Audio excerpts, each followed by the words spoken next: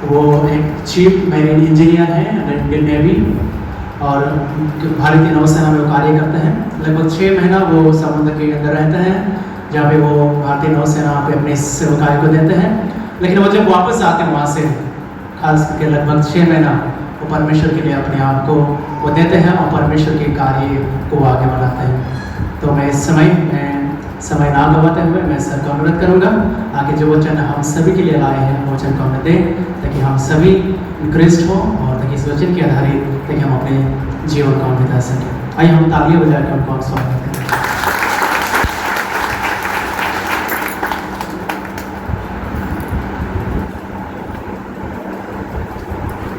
सारे आदर महिमा परमेश्वर के लिए हो। आज हम एक साथ मिलकर कुछ विषय सीखेंगे बाइबल से। आइए हम सीखने के पहले हम लोग प्रार्थना में जाते हैं। हमारे स्वर्ग में रहने वाले पिता परमेश्वर, आपने हमें सृजा है और इस वक्त इस जगह पे इकट्ठा होके आपकी स्तुति आराधना प्रशंसा करने का ये मौका दिया है। इस युग में अपने एक साथ लाए हैं ताकि हम आपके वचन को पढ़ें, सीखें और उसी के आधार से चलें। पिता परमेश्वर, आपका धन्यवाद देके खत्म नहीं कर सकता है, क्योंकि हमारे लिए सांस, हमारा अंग प्रत्यंग का संचालन और हमारा जो उपस्थिति ये आपकी दया और अनुग्रह के वजह से है। आपका धन्यवाद देते हैं पिता परमेश्वर। हमारे पास ऐसा कोई ज्ञान, बुद्धि, ताकत नहीं है ताकि हम इधर खड़ा होने के बाद ऐसा विषय में शिक्षा दें या शिक्षा ले, लेकिन आपकी अनुग्रह दया जो यीशु मसीह में है, जिसके बलबूते पे पिता परमेश्वर आपके पास आ सकते हैं, आपके वचन को पढ़ सकता है, सुन सकता है और समझ सकता है। इसीलिए आपका धन्यवाद देता है। इस बार पिता परमेश्वर आपकी आशीर्वाद हमें चाहिए। आपकी उपस्थिति के द्वारा आप हमें सहायता कीजिए, हमें भाषा दीजिए, शब्द दीजिए, वाक्य दीजिए, ताकि हम एक दूसरे से आपके वचन को सीख पाएँ। छोटी सी विनती प्रार्थना यीशु मसीह के नाम से चाहते हैं, आमीन। आज का जो वचन हमें चुने हैं मरकुस की 1 अध्याय 35 से लेके 45 तक। ये इसमें इतने सारे विषय है, इतने भरपूर भरा हुआ है यहाँ पे शिक्षा कि हम उसको इस छोटी सी समय में खत्म नहीं कर सकते हैं। लेकिन छोटा सा जो विषय है 40 से लेकर हम लोग 45 तक थोड़ा सीखने का कोशिश करेंगे, ध्यान देंगे, क्योंकि इसमें एक कोढ़ी को चंगाई करने का विषय में लिखा हुआ है। अगर आप पढ़ेंगे तो पहला जो चरण है 40, एक कोढ़ी ने उसके पास आकर उससे विनती की और उसके सामने घुटने टेक कर उससे कहा, यदि तू चाहे तो मुझे शुद्ध कर सकता है।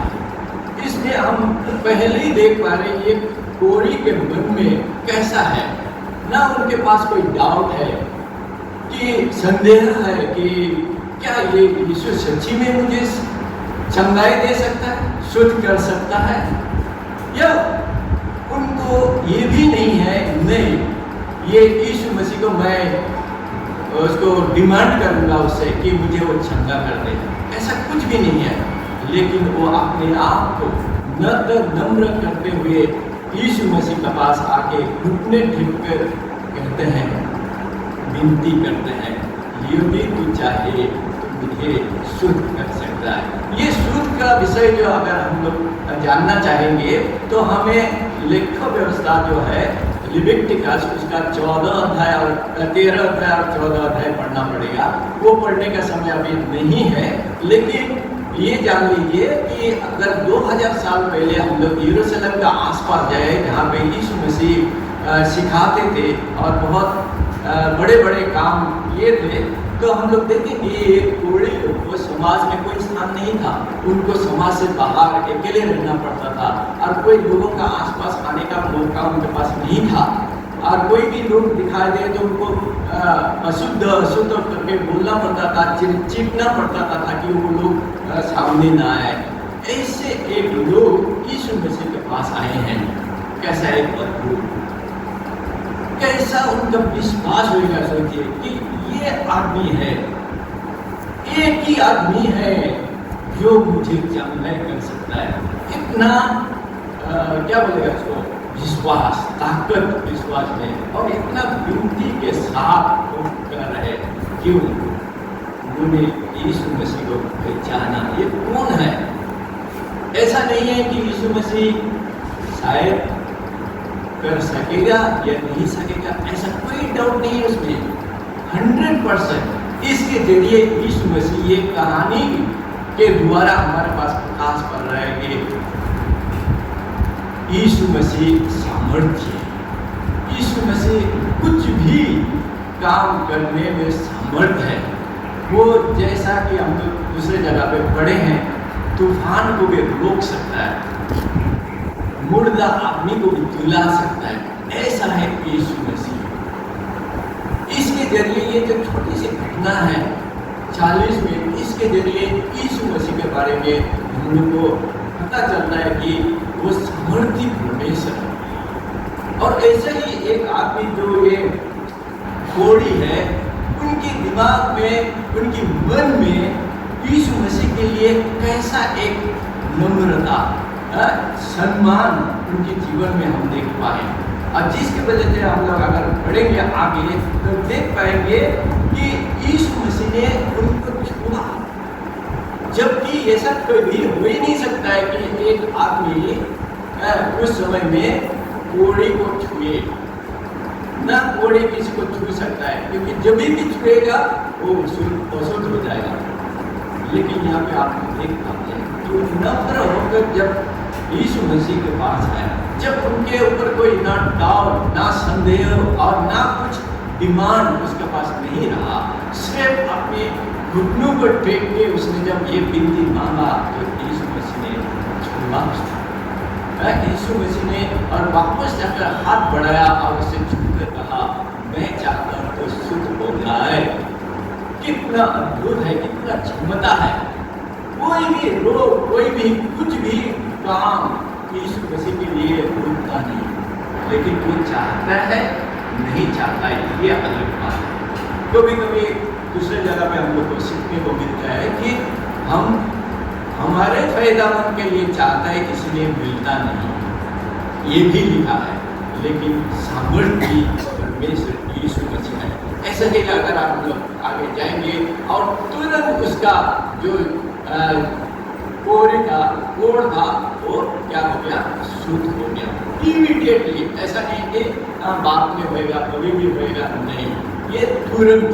हमें मालूम नहीं ये कितने साल से ये जो कोढ़ का ये रोग था, लेकिन हम लोग देखने को मिलता है कि यीशु मसीह ने जब छुआ साथ ही साथ, और इसमें यीशु मसीह अशुद्ध नहीं हो गया, उनके जीवन में कहीं रोग नहीं आया, नहीं, क्योंकि ये परमेश्वर, मनुष्य रूपी परमेश्वर, उनका पवित्रता, ये उनकी पवित्रता, उनकी ताकत के द्वारा अशुद्ध व्यक्ति शुद्ध हो जाता है। लेकिन यीशु मसीह कभी भी अशुद्ध नहीं होता है, क्योंकि उसमें कोई पाप नहीं था, वो पापहीन था, परमेश्वर का एक लोग का बेटा था। और आगे हम लोग जाएंगे तो देखेंगे और तब उसने उसे चिताकर तुरंत विदा किया, तब उसने चिताकर तुरंत विदा किया और उससे कहा, देख, किसी से कुछ मत कहना, परंतु जाकर अपने आप को याजक को दिखा और अपने शुद्ध होने के विषय में जो कुछ मूसा ने ठहरा उसे भेंट चढ़ा कि उन पर गवाही हो। ये थोड़ा सोचने वाली बात है कि यीशु मसीह ने ऐसा कईयों को बताया कि कुछ मत कहना, तो ये विषय क्या है, इतना बड़ा घटना घटे हैं, लेकिन यीशु मसीह मना किया है यहाँ पे किसी को बोलने के लिए। इसमें ये था यीशु मसीह आने का कुछ कारण था, जो कारण उसने, अगर 38 को हम लोग पढ़ेंगे, 38 पद के उसमें मिलता है। उसने ये कहा आओ हम और कहीं आसपास की बस्तियों में जाए कि मैं वहाँ प्रचार करूँ। यीशु मसीह आए थे प्रचार करने के लिए। हर लोग को ठीक करता था, उसमें कोई खराबी नहीं है, वो करता था, बहुत अच्छा काम करता था, बहुत भूखा आदमी को खिलाया थे, उन्होंने मुर्दों को भी खिलाए थे। लेकिन यीशु मसीह का असली जो काम था वो था प्रचार करना। ये असली बात है, क्योंकि ये जो चंगाई पा रहे थे, ये पूरी चंगाई शुद्ध हो गए थे, ऐसे बहुत सारे लोग मुक्त हो गए थे, अंधा देख पाए थे, लंगड़ा चल पाए थे उस समय में। लेकिन यीशु मसीह का जो असली विषय था वो था प्रचार। ये प्रचार में क्या था? अगर हम देखेंगे यही अध्याय की मार्कुस के 1 अध्याय 15 में, उसमें ये कह रहा है कि यीशु मसीह का मेन मकसद जो था वो था, यीशु मसीह ने कहा समय पूरा हुआ है और परमेश्वर का राज्य निकट आ गया है, मन फिराओ और सुसमाचार पर विश्वास करो। यीशु मसीह का आने का सबसे पहला जो मकसद था, सबसे इम्पोर्टेंट जो मकसद था वो मन फिराना और सुसमाचार में विश्वास करना। हम सब यहाँ पे आए हैं, मोस्टली हम लोग बाहर से जो लोग आए हैं काम करने के लिए भी आए हैं, लेकिन बहुत सारे लोग हम लोग यहाँ पे अपने जो बीमार है उससे मुक्त होने के लिए आए हैं। मुक्त होना बहुत अच्छा है। ये जो CMC है ये यीशु मसीह के साथ और ये बीमार से छुटकारा पाने का ये विशेष सबको दे रहा है, बहुत ही बढ़िया है। और यीशु मसीह का जो ये सुसमाचार, इसके बारे में भी हम लोग थोड़ा सा सोचते हैं। यीशु मसीह का सबसे बड़ा जो अहम बात था उनको ये पृथ्वी में आने का, वो बता रहा है कि मन फिराओ। ये मन फिराओ का क्या मतलब है? हम लोग अगर थोड़ा सा देखेंगे तो वहाँ पे देख पाएंगे कि इसका साथ हम लोग मन से चलते हैं और मन को फिराना क्या है? हम मनमानी से जिस रास्ता से चल रहा है उस रास्ता से जाना बंद करके वापस आना। ये क्या है? हम लोग ये परमेश्वर जो है, परमेश्वर को भूल कर अपने फायदा के लिए अपने इच्छा का अनुसार चल रहा है।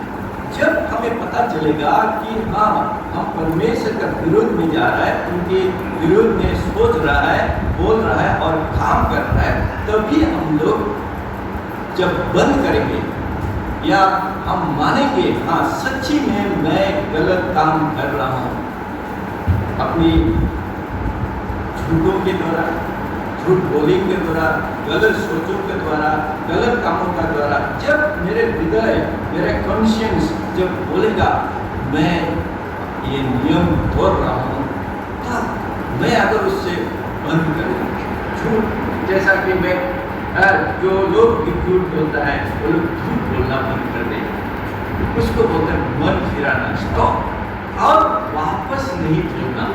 ये रहता है कि मन फिराना, यानी जिस रीति से जिस हिसाब से मैं चल रहा था मैं उसको बंद करूँगा, उस रास्ता पे नहीं चलूँगा, बल्कि मैं यीशु मसीह जैसा बोल रहा है प्रति किसी को अपना जैसा प्रेम करना, उस रास्ता से मैं आऊँगा।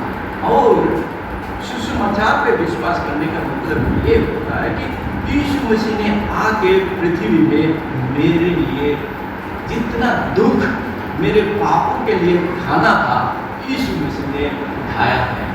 और उन्होंने मेरे लिए सिर्फ सूली पे चढ़ के नहीं, लेकिन जो पृथ्वी में थे सारे भलाई काम करते हुए मेरे लिए धार्मिकता जो चाहिए था वो उठाया।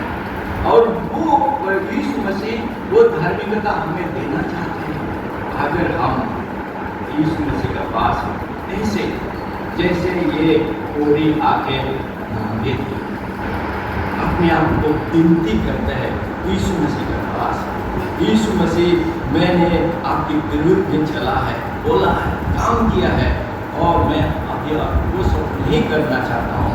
और आपने जो पृथ्वी में आके जितना भी काम किए थे मेरे लिए किए थे और वो धार्मिकता आप मुझे दीजिए ताकि मैं परमेश्वर के पास जाऊँ। अगर ऐसे हमारा प्रार्थना है तो इमीडिएटली तभी के तभी परमेश्वर हमें नया जन्म देता है। हम लोग कभी कभी सिर्फ ये थोड़ा सा बीमार से या कोई भी बीमार से छुटकारा मिलने के लिए हम लोग चाहते हैं, कुछ समय के लिए, कुछ साल के लिए हम लोग ये चाहते हैं, लेकिन यीशु मसीह का जो प्रचार है वो और भी गहरा है, वो अनंत काल के लिए है।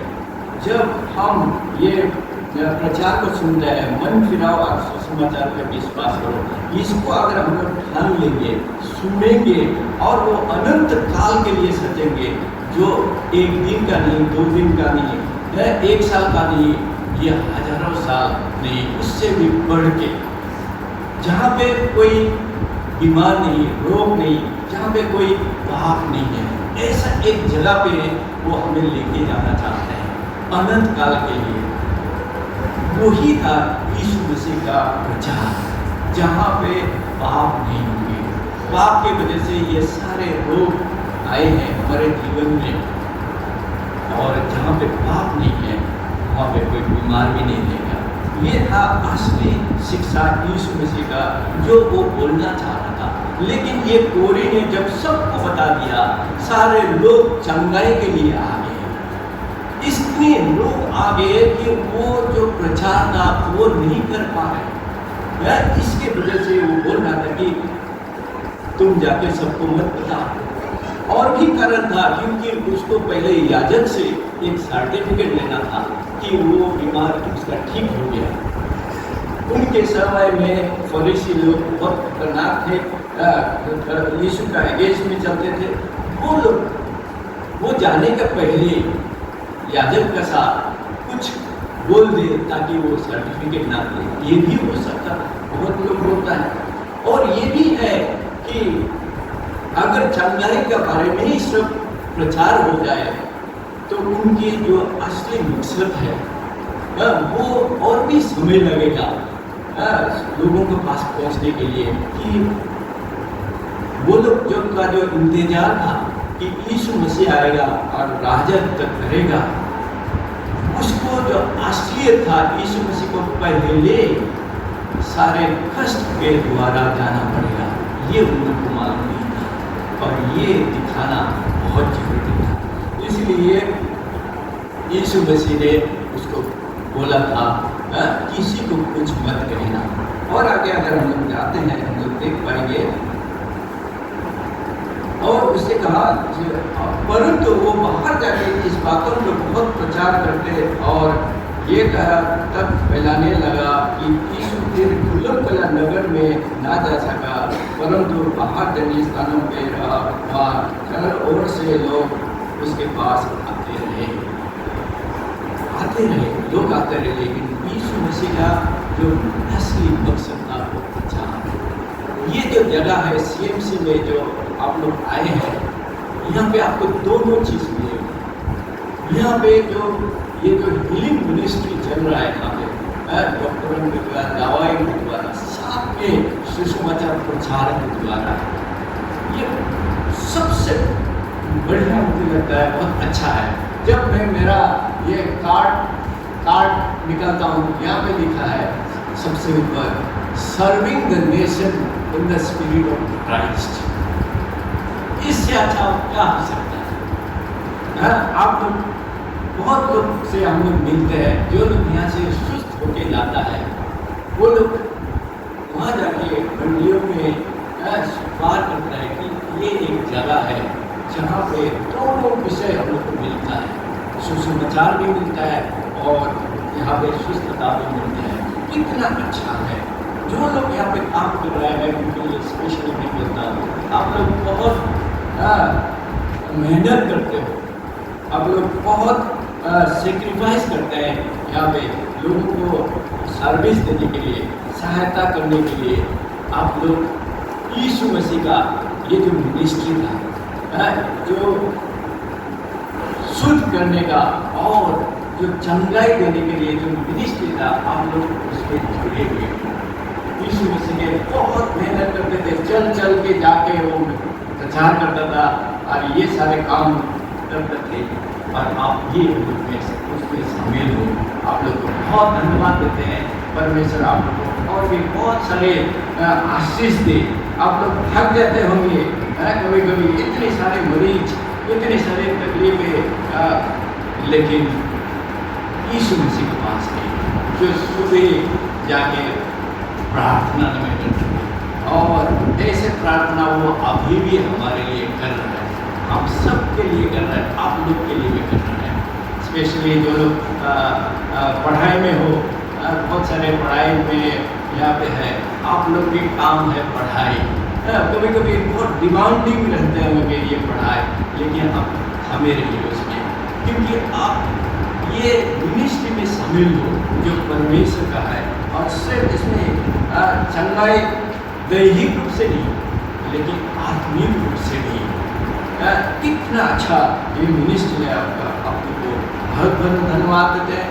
और परमेश्वर के पास हमारा दुआ है ऐसे ये CMC आगे बढ़ता रहे, लोगों को पूरा देश में विदेश में संदेश देता रहे, यीशु मसीह का संदेश कि वो कर सकता है, सब कुछ कर सकता है, सब कुछ विषय में वो चंगाई दे सकता है, सिर्फ शारीरिक रूप से नहीं, आत्मिक